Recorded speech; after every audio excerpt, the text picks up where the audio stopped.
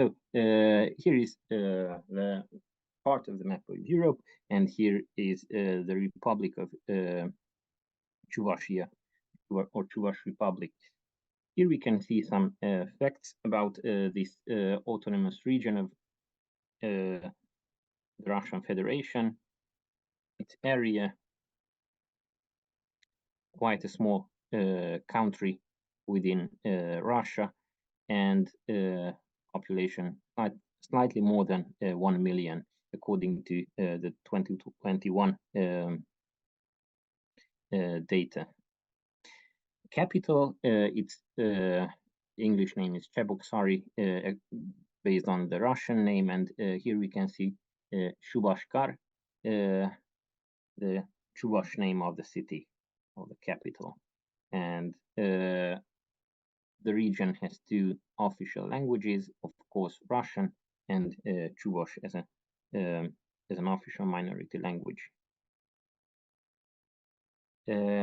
However, within the autonomous region, Chuvash people constitute the majority of the ethnicities. Almost two-thirds of the population identifies themselves as Chuvash. The second largest ethnicity, of course, is Russian, then Tatar and Mordvin, and some, I think, around 2% of the population constitutes of other ethnicities, for example, Mari and so on. But they are less than 0.7%. And here we can see the neighboring entities, the Mari Republic to the north, the Republic of Tatarstan to the east, the Ulyanovsk Oblast to the south, the Republic of Mordovia to the southwest, and Nizhny Novgorod Oblast to the west. And a flag for vexillologists. And some facts about the Chuvash people. The meaning of the ethnonym is debated. Traditionally, they translate it as peaceful or relaxed or modest, because Tatar has a very similar word that means this, and that would reflect that they survived through the ages because they were able to survive through the ages because they were always peaceful and relaxed and sat back people of the Volga region, and they didn't like to participate in wars, and therefore they remain still nowadays. Another etymology of this word suggests that the meaning of the ethnonym is from the opposite bank of the river, which is promoted by Klára Agyagásy, who is an expert of the Chuvash language, and she claims that this comes from an exonym, an ethnonym that is not self-designation of the Chuvash people, but most probably the Volga Kipchaks called them this way, that those who live on the other side of the Volga River, and she proves this based on regular sound correspondences. Anyway, this is another thing that might be mysterious about the Chuvash language, that even the ethnonym shrouds itself in in haze. The number of speakers, slightly more than 1 million. According to other sources, they are 1.5 million speakers. And not only in the Chuvash Republic, but also in the Republic of Tatarstan and Bashkortostan, Orenburg Oblast, Samara Oblast, Saratov Oblast, Penza Oblast, Ulyanovsk Oblast, and also in other countries of the former Soviet Union, Uzbekistan, Kazakhstan, Ukraine, Tajikistan, Turkmenistan, Belarus, Latvia, and Moldova. So basically, all of these are the former republics of the Soviet Union. And about their religion, they practice Orthodox Christianity, which I wouldn't say that it is unique amongst Turkic language, Turkic speaking peoples, but it is definitely different from the mainstream, because Turkish people and Azerbaijani and Uzbek people and Uyghur people in China and so on, they practice Islam. Of course, in Russia there are smaller Turkic peoples like Yakuts and some South Siberian Turkic peoples that are Orthodox Christians as well. Okay, we should look through the brief history of the Chuvash people. Firstly, we should start from here. We could go further into the distant past, but let's start from here. It was the 5th century AD when the Ugric tribes appeared north from the Caucasus mountains, and these sources mention that Onogurs, Ogurs, and Sharagurs appeared here, and sometime later, in this very area, they founded Magna Bulgaria after 600.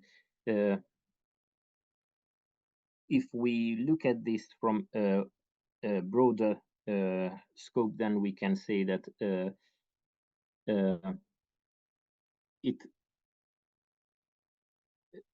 emergence of Magna Bulgaria relates to the weakening of the first Turkic Empire further in the east, and Magna Bulgaria became quite a strong country in the first half of the 7th century. However, after the death of Kovrat, their Kagan, this empire dissolved, and after 650 they migrated in different here's a map of old Great Bulgaria, Magna Bulgaria. They migrated in different directions. Some of them went to the west, even not only the Balkans that we know quite well, and these Bulgars became the ancestors of the present-day Slavic Bulgarians, who changed their Turkic language to the southern Slavic language shortly after their settlement on the Balkans. But some Bulgarian tribes went to Italy as well. Also, they settled. Some groups settled in the Carpathian Basin, and the most important for us is the group that moved northwards to the Volga region, and they established Volga Bulgaria, or the Volga Bulgarian Khanate. But we cannot tell the exact date when this state was formed. Actually, we don't even know the exact time when they moved northwards, but after some time, at the end of the 9th century or the beginning of the 10th century, they are definitely present in the Volga region.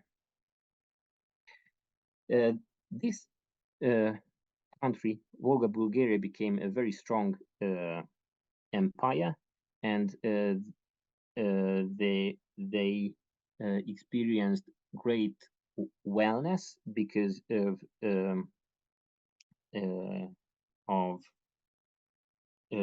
trading. They were a hub to the north and to the south as well. They converted to Islam at the beginning of the 10th century. We know about a delegation of the Baghdad Caliphate in 923, and this visit is documented in sources and provides us great knowledge about Volga Bulgaria. So this was a strong country until 1236, when the Mongols conquested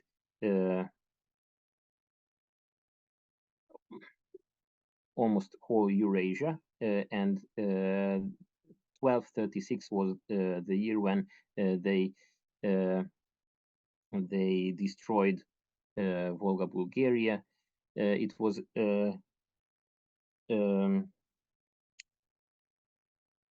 a catastrophic experience for the Volga Bulgars. They weren't able to re-establish their country once more. However, after some time of the Golden Horde, the Golden Horde was a successor empire of the Mongol Empire, the Great Mongol Empire, and after the Golden Horde dissolved, the Khanate of Kazan emerged shortly. So we can say that the Khanate of Kazan became a spiritual successor of Volga Bulgaria. We should mention here that in 1502, there we can find the first mention of the ethnonym Chuvash in the Russian sources. So this means that everything that I said before this is some kind of prehistory of the Chuvash people. We meet them first in 1502, and we see them as the peoples of the Khanate of Kazan,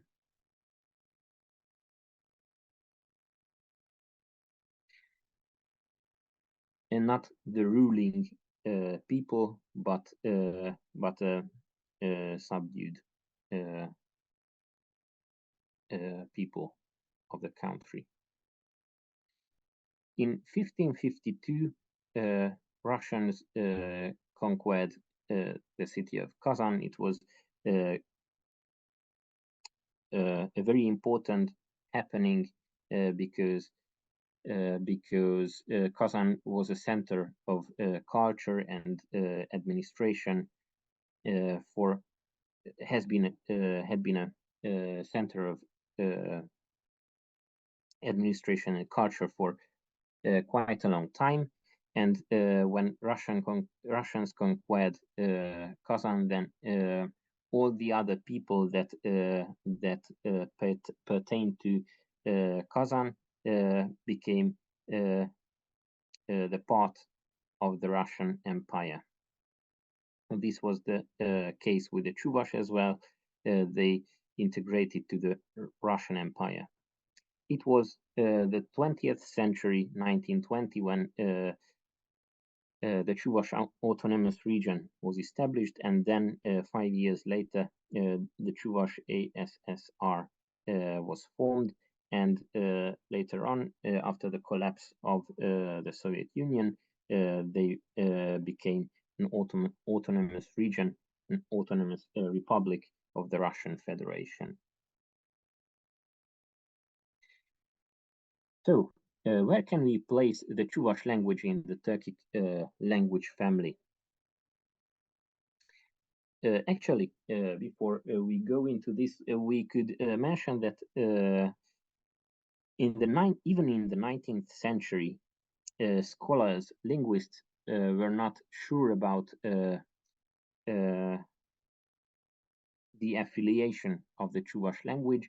Many scholars and linguists, for example, Samuel Gyarmati, considered Chuvash to be a Finno-Ugric language with a heavy Turkic influence.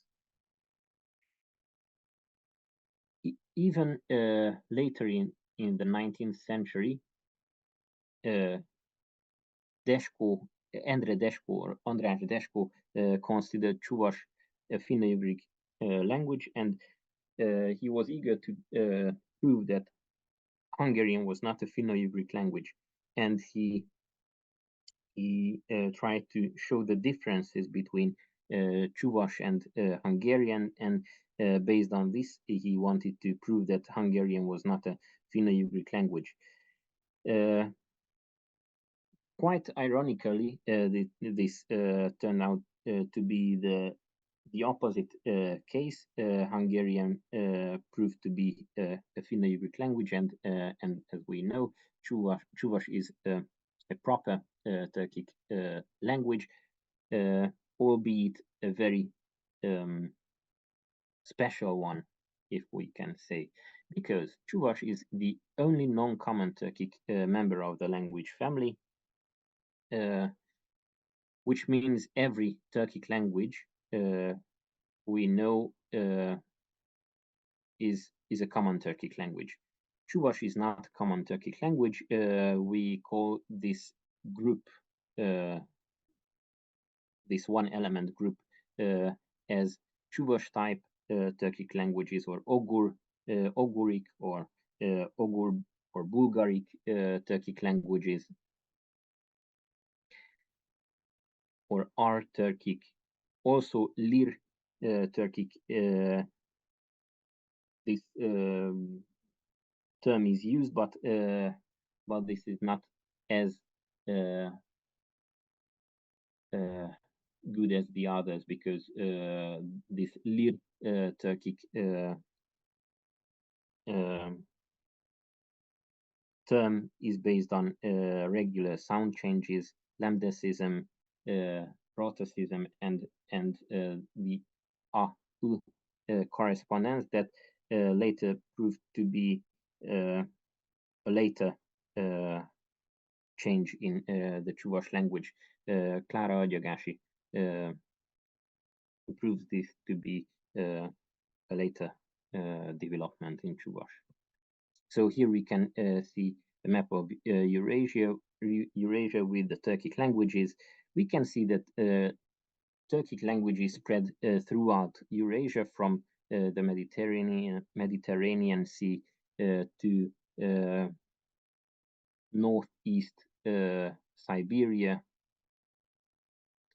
also from the Persian Gulf to to the Nordic to Siberia. And here we can see this small orange coloring. Those are the Chuvash. Onogurs and Bulgars are extinct members of this Chuvash type Turkic branch, and we don't have monuments of the language of the Onogurs, but we have some small texts in Old Volga Bulgarian. We'll talk a bit more about this later on. And there are speculated members of this branch, like the Hunnic language, the language of the Pannonian Avars and the Khazars. There are stronger and weaker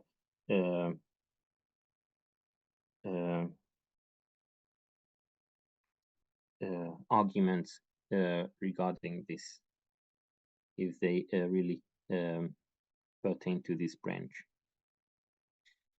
About the history of the Chuvash language, the first period that we should mention is West Old Turkic. West Old Turkic is was spoken from the 5th to the 9th centuries, and this first period is called the Ugric period. The second period, in this period, we can observe the contact with Hungarian. Hungarian has at around 300 or 400 loans from Turkic languages, and the type of this Turkic language that are the donor language in this case was a Chuvash type Turkic language. Here we can see that this reconstructed Buraku was loaned to Hungarian, Boriu, which means calf, and in common Turkic languages, this Buragu is pronounced as Buzau or Buzau or something like that. The second period of the West Old Turkic era was the Volga Bulgarian period, which means that the migration to the north already happened, and it lasts from the 9th to the 13th centuries. We can attest contact with Permic languages, Proto-Permian. For example, this Shakan reconstructed form from the Volga Bulgarian language, and in Udmurt we can see Shakan, which means rush, met or rush. Hungarian Gyékeny also is a correspondence to this word. Then we have a very small scope of Volga Bulgarian glosses and epitaphs from this area. These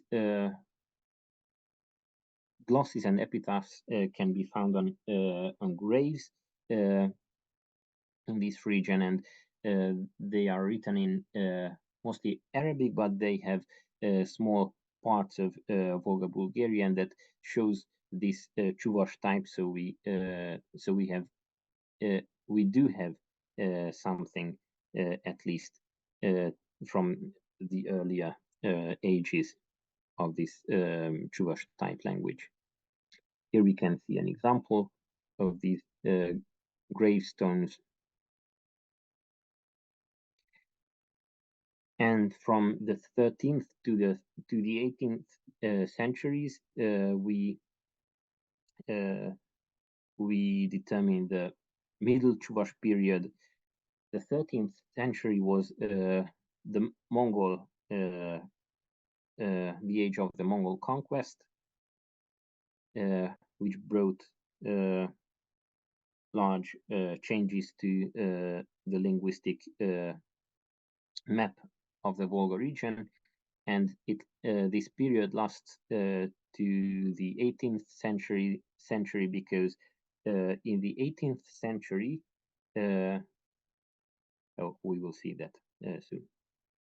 In this Middle Chuvash period, we can see that Chuvash became neighboring language to Mari, and here is an example of Chuvash, a Middle Chuvash loan in the Mari language, Kürük, which means fur, and Mido Mari Kürök, fur coat.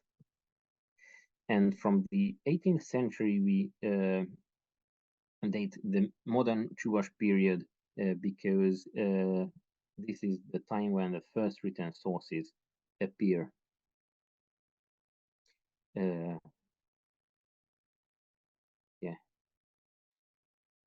I know that many of you are interested in correspondences between Chuvash and Common Turkic languages, so I brought you a selection of sound changes. Many more sound changes occurred in Chuvash, but these are the ones I thought the best to illustrate the differences between Chuvash and Common Turkic. I think these are the most iconic ones. First of all, rhotacism, which means that Common Turkic Z corresponds to R in Chuvash.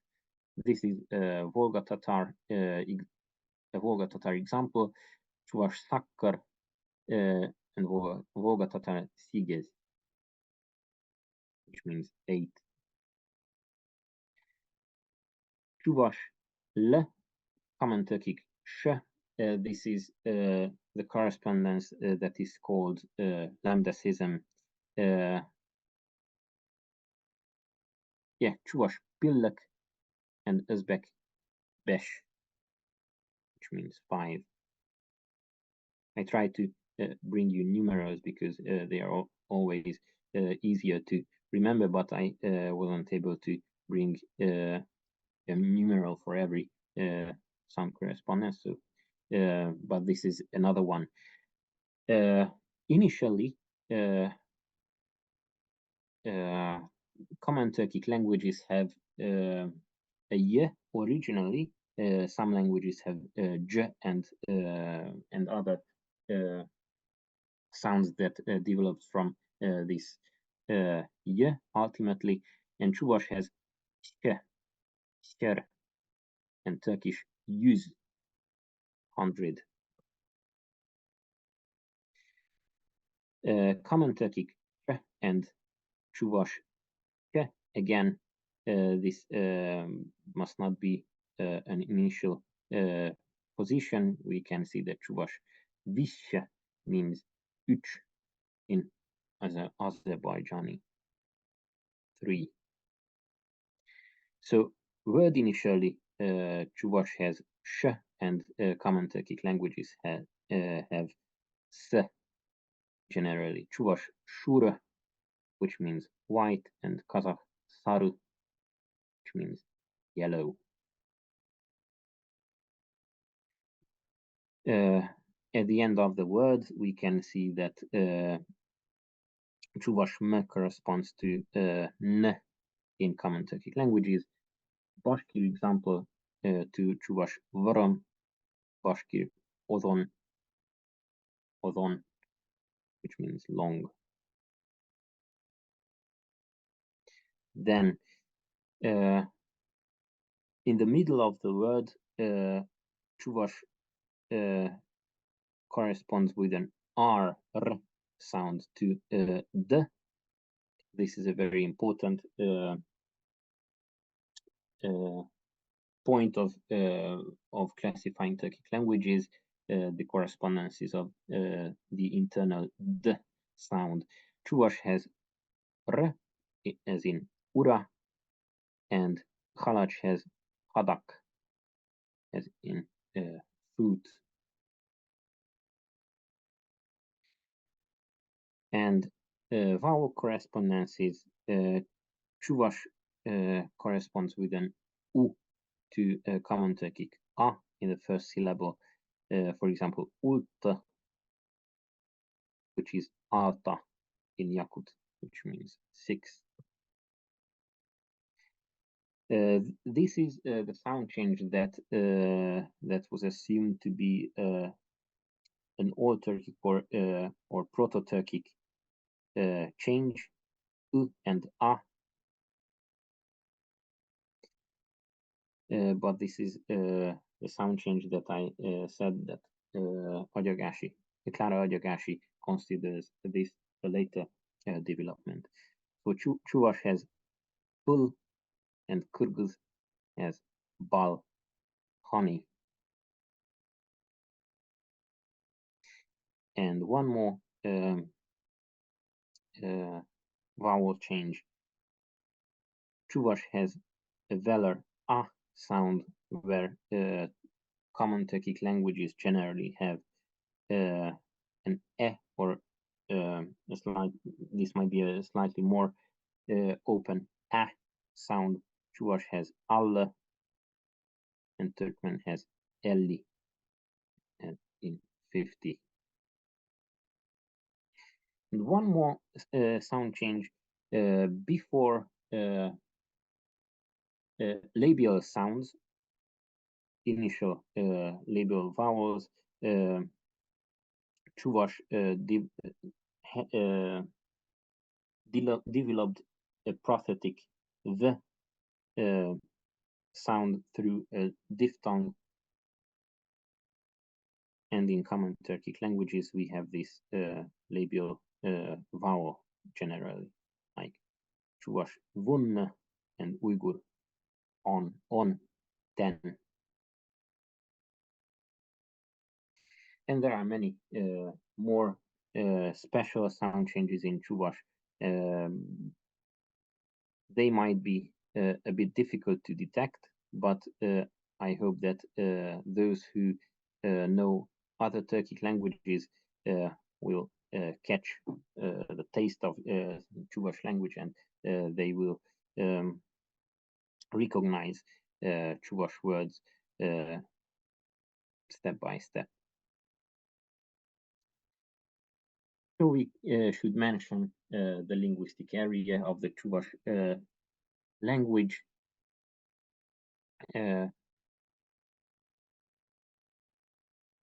Uralic languages are neighboring the Chuvash linguistic the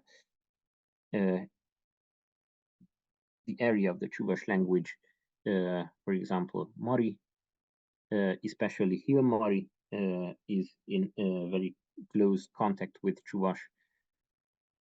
But we can mention Mordvins, Udmurts, and also Komi-Permiaks. The Turkic languages of the Volga region are the Volga Tatars and the Bashkirs. And of course, we have Russian as a super straight language here. Yeah. We can mention the main dialects of the Chuvash language, which are Virial, and it is also called the upper dialect, and the Anatri dialect, which is the lower dialect. Anatri is the basis of the literary language, and again, I'd like to refer to Clara Agyagashi, who says that in recent decades, the differences between Virial and Anatri are started to vanish because of radio broadcasts and television broadcasts. So these very delicate differences between Virya and Anatri are melting. For example, one of the most important correspondences between the two dialects is this contains this U sound in the Anatri dialect that we saw as A in common Turkic. Bash is Turkish for this word, and Virya seems to be a bit more archaic in this regard because it has posh, a vowel not that high as push in the Anatri dialect. Also, we can see that I wasn't able to do this properly typographically, but this brave sound should be above exactly this character. So Virya has not only two, but altogether four reduced sounds. Virya has no, Anatri has a palatal and a velar and a palatal reduced vowel, like in Varam and Camel, long and silver. And in these words, Virya shows the original roundedness of the vowels. I won't be able to pronounce it properly, but Varam and Kamal, long and silver again. I say that it is an original roundedness because in Turkish and other common Turkish languages we can see that long is uzun and silver is gümüş or gümüş. So it is definitely again an archaic trait of the Viryal dialect. The Viryal dialect lies to the north, so closer to the Mari region, and Anatri lies to the south.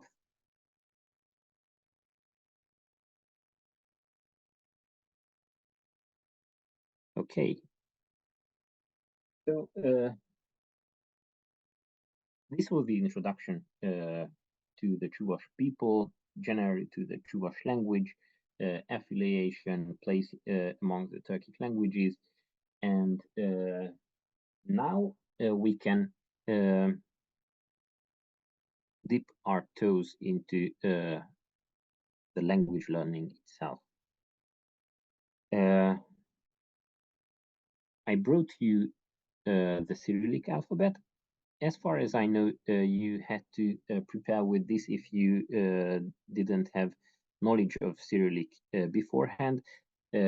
Everything will be in Cyrillic during these lessons, so I hope that everyone will be able to get enough practice with Cyrillic to move smoothly onwards. This is a modified version of the Cyrillic alphabet. It has its special characters, and as every writing system that is based on Cyrillic, it has a very heavy influence of Russian. In most cases, these non-Russian languages wouldn't use a solution like using you or ya in a word, but because of the influence of Russian, they have these letters as well. So let's start with this: b, g, d, z, o, and f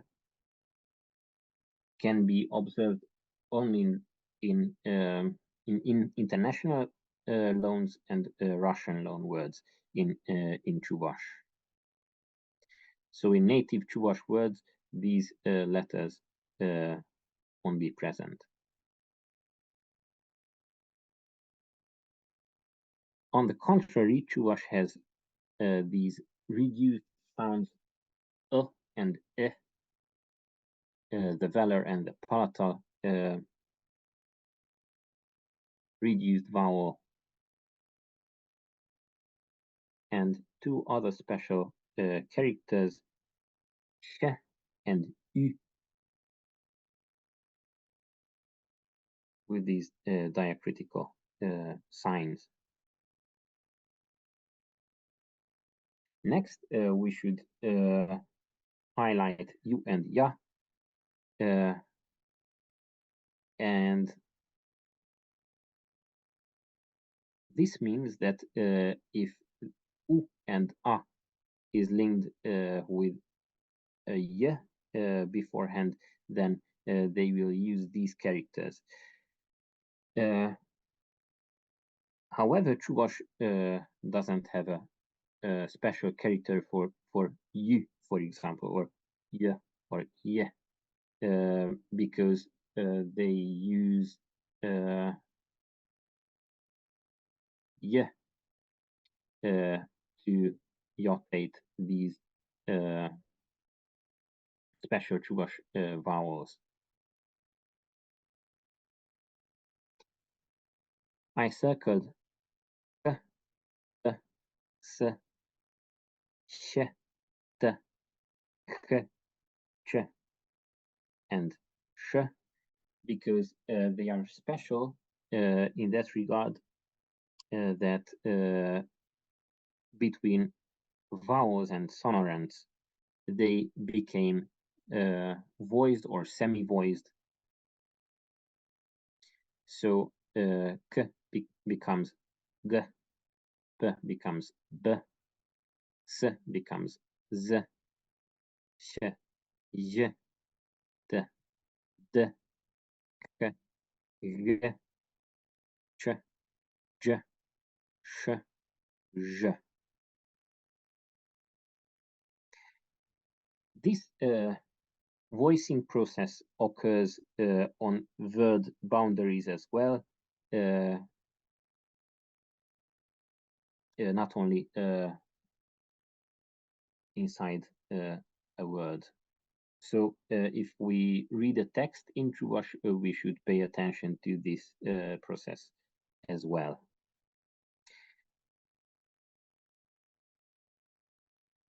Okay, and these are the sonorant consonants that make these k,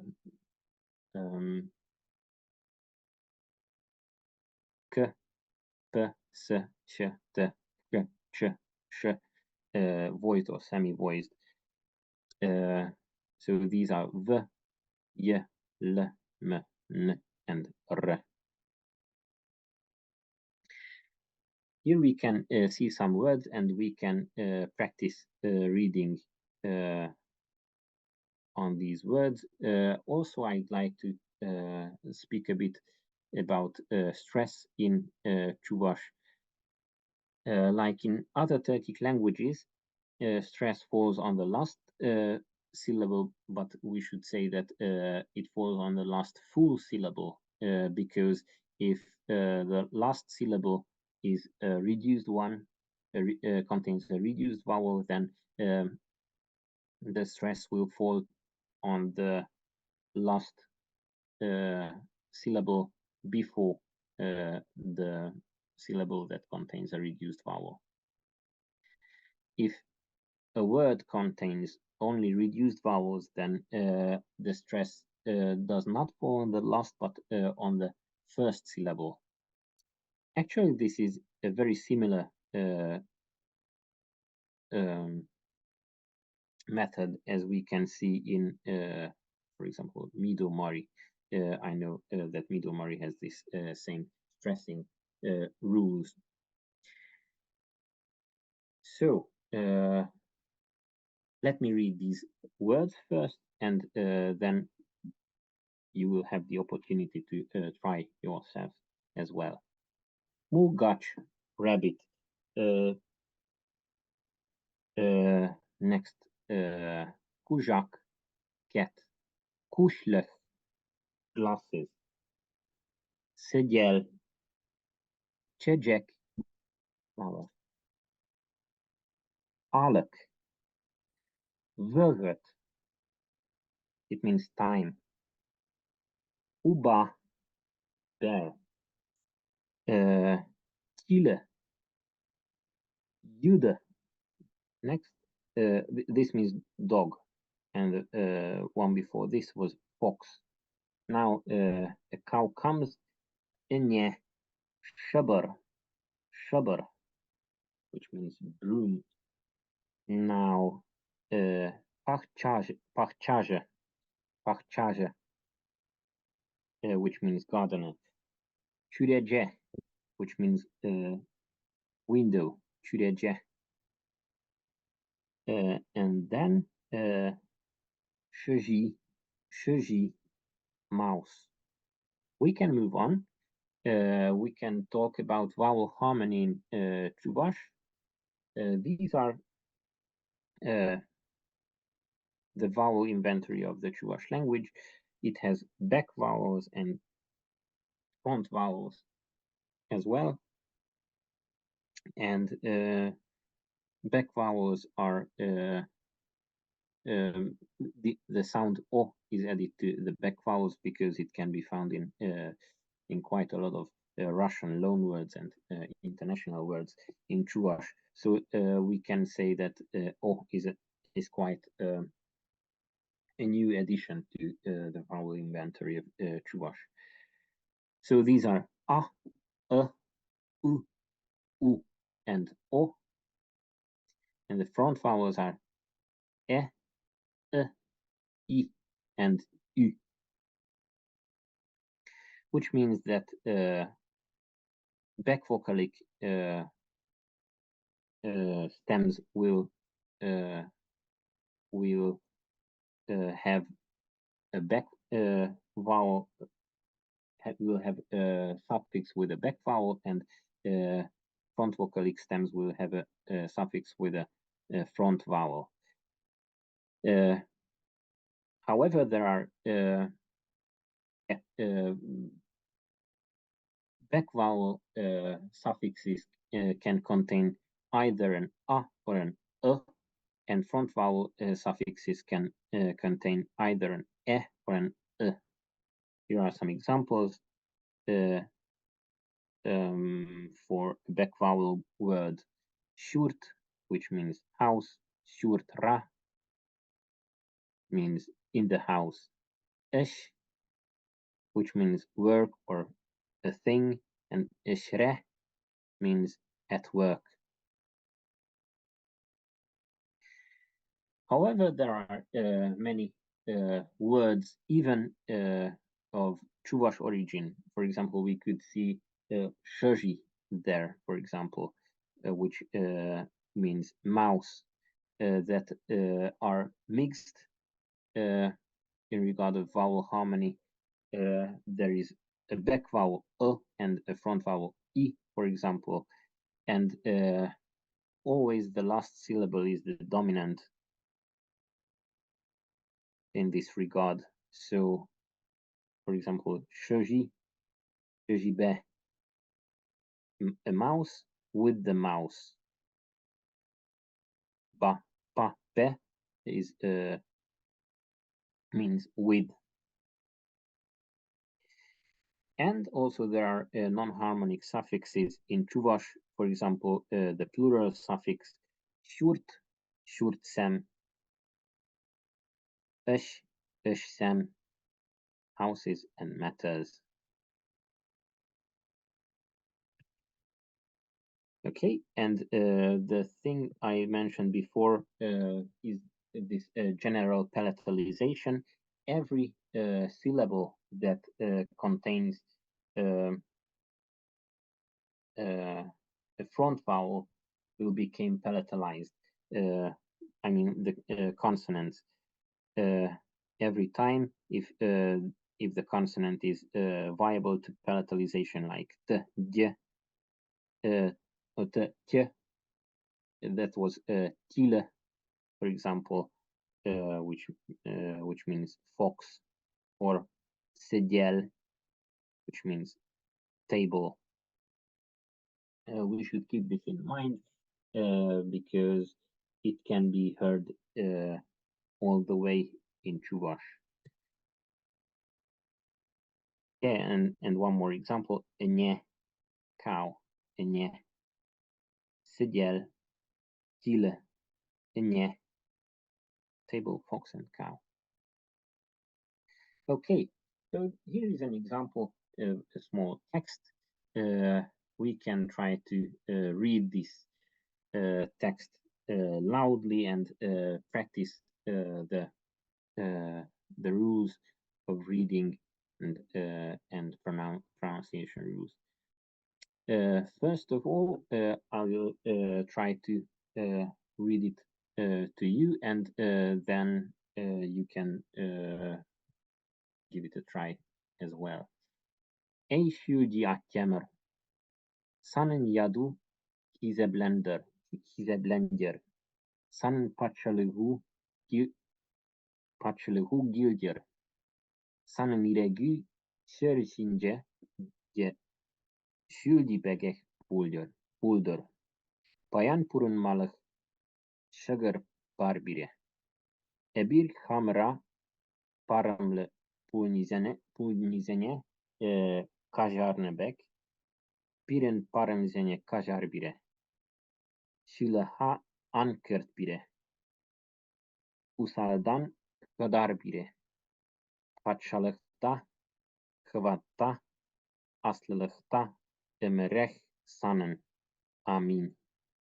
Maybe you can figure out which this text is based on the last word and maybe based on the rhythm of it. So